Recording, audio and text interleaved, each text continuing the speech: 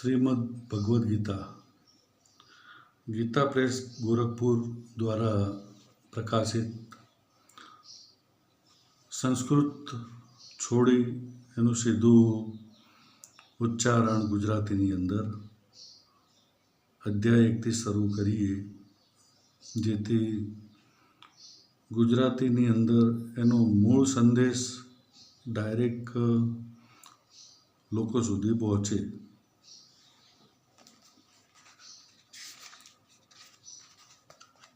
अध्याय 1।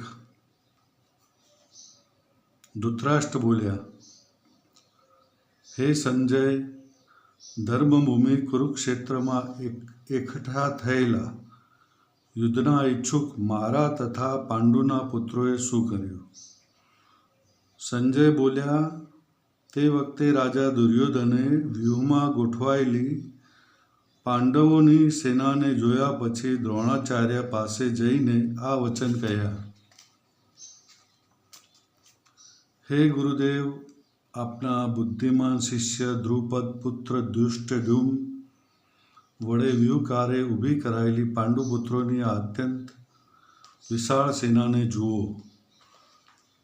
आ सेनामां मोटा धनुष्यो धारण करनारा तथा युद्धमां भीम અને અર્જુન જેવા શૂરવીર, સાત્યકી વિરાટ, મહારથી રાજા દ્રુપદ, દૃષ્ટકેતુ, ચેકિતાન, બળવાન કાશીરાજ, પુરુજીત, કુંતીભોજ અને પુરુશ્રેષ્ઠ સૈન્ય પરાક્રમી યુદ્ધામન્યુ તથા બળવાન ઉત્તમૌજા, સુભદ્રાપુત્ર અભિમન્યુ તેમજ દ્રૌપદીના 5 પુત્રો બધા જ મહારથીઓ છે। हे द्विज श्रेष्ठ, हवे आपणा सैन्यमां पण जे मुख्य शूरवीरो छे तेमने पण आप जाणी लो। आपनी जाण खातर मारी सेनाना जे सेनापतिओ छे तेमने हूँ कहूँ छूं। आप स्वयं पितामह भीष्म तथा कर्ण, संग्राम विजय कृपाचार्य તેમજ અશ્વત્થામા, વિકર્ણ અને સોમદત્તનો પુત્ર ભૂરિશ્રવા, આ સિવાય બીજા પણ મારા માટે જીવનને ત્યજનારા ઘણા શૂરવીરો અનેક પ્રકારના શસ્ત્રાસ્ત્રથી સજ્જ છે તેમજ સર્વ યુદ્ધમાં નિપુણ છે। ભીષ્મ પિતામહ વડે રક્ષાયેલી આપણી તે સેના અપરિમિત હોવાને લીધે બધી જ રીતે અજય છે, જ્યારે ભીમ વડે રક્ષાયેલી આ લોકોની આ સેનાને તો પરિમિત હોવાને કારણે જીતવી સાવ સહેલી છે। આથી બધા વ્યુદ્વારો પર પોતપોતાની જગ્યાએ રહેલા તમે બધાએ સજાગ રહીને ભીષ્મ પિતામહનું જ બધી બાજુથી રક્ષણ કરો। કૌરવોમાં વૃદ્ધ મહાન પ્રતાપી પિતામહ ભીષ્મે તે દુર્યોધનના હૃદયમાં હરખ જન્માવતા જોરથી સિંહની જેમ ગર્જીને શંખ વગાડ્યો। પછી શંખ, નગારા, ઢોલ, મૃદંગ તેમજ રણસિંગા વગેરે વાદ્યો એક સાથે જ વાગી ઉઠ્યા। એમનો એ અવાજ ઘણો ભયંકર થયો। ત્યાર પછી શ્વેત અશ્વો જોડેલા ઉત્તમ રથમાં બેઠેલા શ્રી કૃષ્ણ મહારાજે અને અર્જુને પણ અલૌકિક શંખ વગાડ્યા।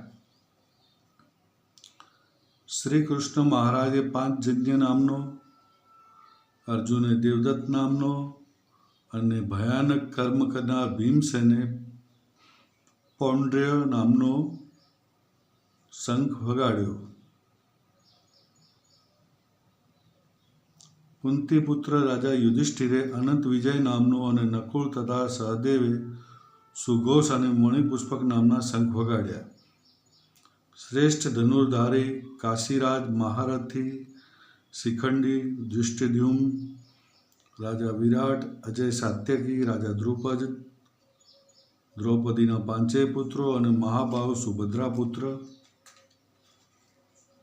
અભિમન્યુ, આ સૌએ હે રાજન બધી બાજુએથી જુદા જુદા શંખો વગાડ્યા।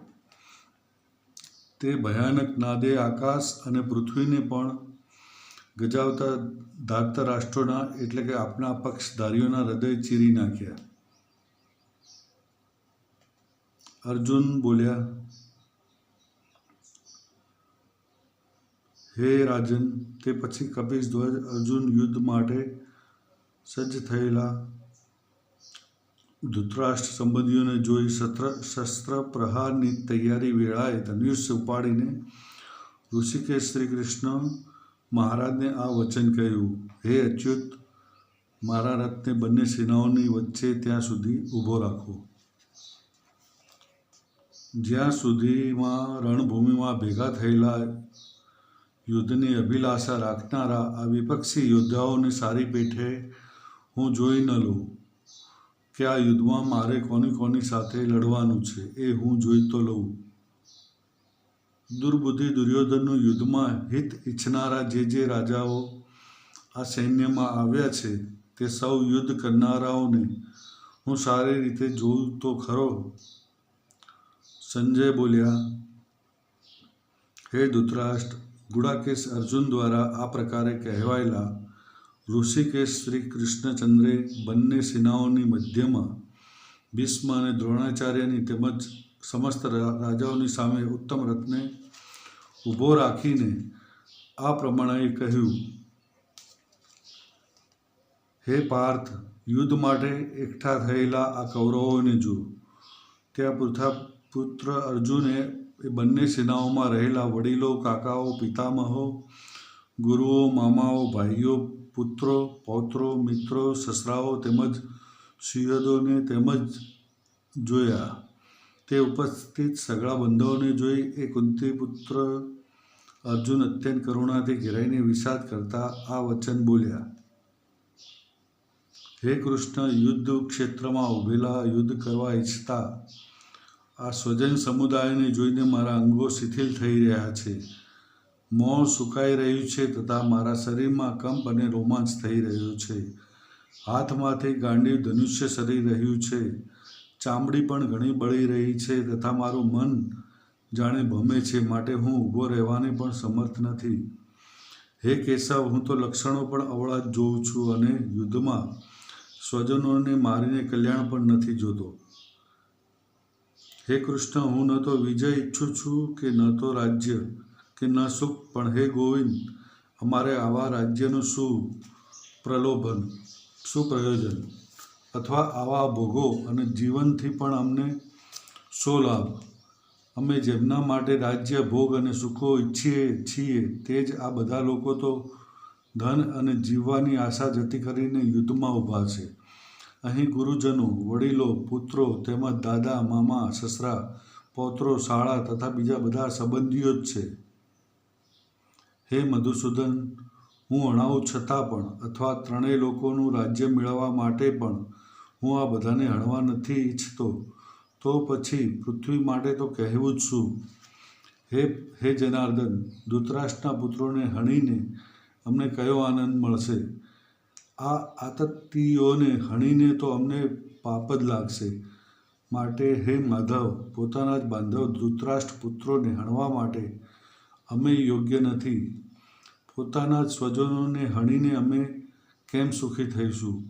જો કે લોભને લીધે ભ્રષ્ટચિત્ત થયેલા આ લોકો કુળના નાશથી ઉત્પન્ન થતા દોષને તથા મિત્રોનો વિરોધ કરવાથી ઉત્પન્ન થતા પાપને જોતા નથી. છતાં પણ હે જનાર્દન, કુળ નાશના કારણે લાગતા દોષને જાણનારા અમોએ આ પાપથી બચવા માટે કેમ ન વિચારવું? કુળનો નાશ થતાં સનાતન કુળધર્મો નષ્ટ થઈ જાય છે અને ધર્મ નાશ પામતા સમસ્ત કુળમાં પાપ પણ ખૂબ જ ફેલાઈ જાય છે. હે કૃષ્ણ, પાપ ઘણું વધી જતાં કુળની સ્ત્રીઓ અત્યંત દૂષિત થઈ જાય છે અને હે વાસણેય, જ્યારે સ્ત્રીઓ દૂષિત થાય છે ત્યારે વર્ણશંકર પ્રજા જન્મે છે. વર્ણશંકર સંતતિ કુળના હણનારાઓને તથા કુળને નરકમાં લઈ જવા માટે જ હોય છે. પિંડ અને તર્પણ ક્રિયાથી વંચિત એમના પિતૃઓ પણ અધોગતિને પામે છે. આ વર્ણશંકર કારક દોષોથી કુળઘાતીઓના સનાતન કુળધર્મો અને જાતિ ધર્મો સમૂળા નષ્ટ થઈ જાય છે. એટલું જ નહીં, હે જનાર્દન, જેમના કુળ ધર્મો સમૂળા નષ્ટ થઈ ગયા હોય એવા મનુષ્યોનો અનિશ્ચિત કાળ સુધી નરકમાં વાસ થાય છે, એમ અમે સાંભળતા આવ્યા છીએ. અરે રે, ઘણા દુઃખની વાત છે કે અમે બુદ્ધિમાન હોવા છતાં પણ એવું મોટું પાપ કરવા તત્પર થયા છીએ, જે રાજ્ય અને સુખના લોભે સ્વજનોને હણવા તૈયાર થયા છીએ. એ કરતાં શસ્ત્રરહિત અને સામનો ન કરનાર એવા મને જો હાથમાં શસ્ત્ર લીધેલા ધૃતરાષ્ટ્રના પુત્રો રણમાં હણી નાખે તો તે મરવું પણ મારા માટે વધુ કલ્યાણકારક થશે. સંજય બોલ્યા, રણભૂમિમાં શોકથી ઉદ્વિગ્ન મનનો અર્જુન આમ કહીને બાણ સહિત ધનુષ્ય ત્યજીને રથના પાછળના ભાગમાં બેસી ગયો. પ્રથમ અધ્યાય સમાપ્ત. પ્રથમ પઠન છે. કદાચ મારાથી શબ્દ ઉચ્ચારણ ભૂલ હોય તો ચોપડીમાં જોઈ વાંચી સુધારી લેવું.